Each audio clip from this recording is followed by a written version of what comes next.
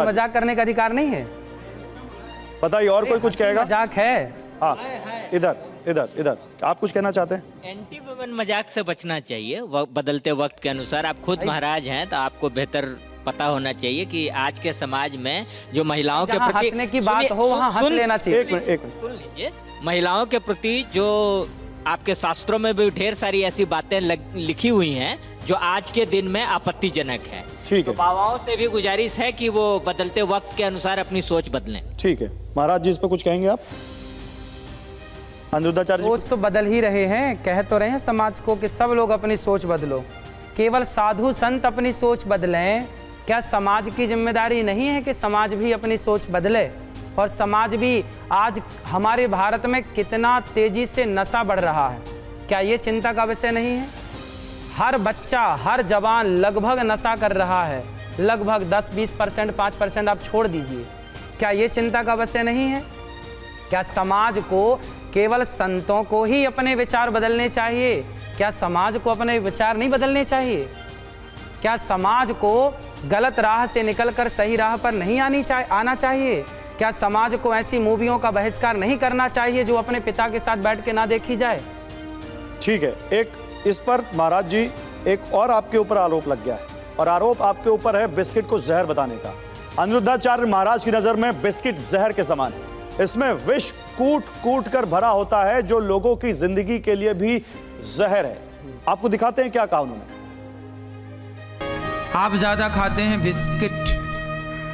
Biscuit, biscuit का मतलब क्या है? बिस्किट का मतलब क्या है? Whisky kit. विष मतलब जहर की किट मीन्स बिस्किट। बिस्कुट जिसमें विष कूट कूट के भरा हो वो बिस्कुट।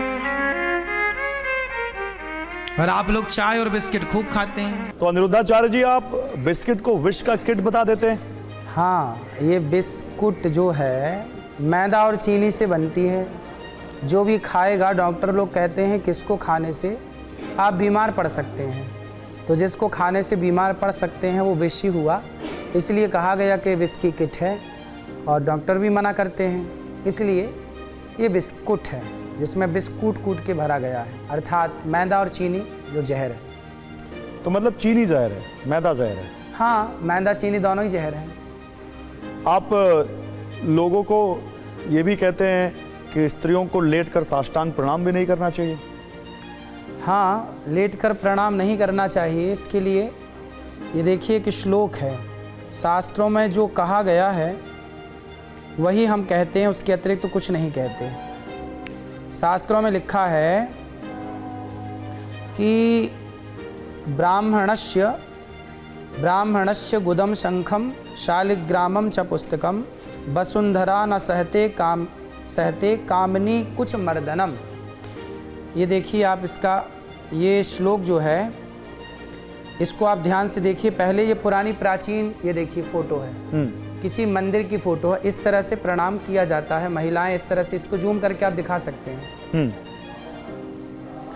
इसको जूम करके आप दिखा सकते हैं।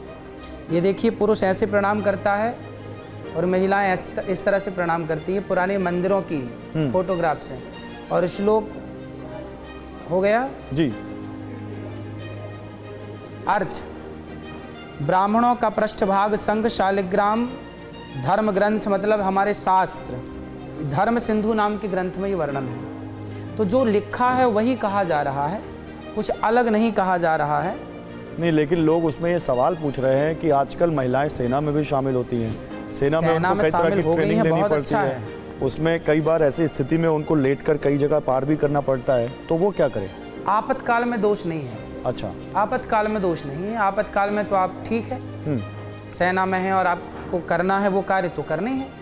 फिर भी भगवान को प्रणाम करने की बात है। सेना में भर्ती हो के आप कार्य कर रहे हैं, वो देश का कार्य, वो ठीक है, ठीक है, पर भगवान को प्रणाम लेट कर नहीं करना। उसका मैंने प्रमाण के साथ बात जो कहता, मुद्रा एक होती है इसलिए सवाल पूछा। हाँ? मुद्रा एक होती है। हाँ। तो चलिए, अनिरुद्धाचार्य महाराज मशहूर कथावाचक जो अपने ऊपर लगे तमाम आरोपों का यहां पर उन्होंने खुलकर जवाब दिया। महाराज पर मुकदमा हम यहीं पर रोकते हैं, लेकिन इस वादे के साथ कि आगे भी महाराज हमारे साथ ऐसे ही एक और मुकदमे में जरूर शामिल होंगे। आएंगे महाराज जी आप? जरूर जरूर जरूर। चलिए, बहुत शुक्रिया आपका हमारे साथ जुड़ने के लिए और हमारे इस कार्यक्रम में शामिल होने के लिए। एक बार जोरदार तालियां अनिरुद्धाचार्य जी के लिए। नमस्कार महाराज।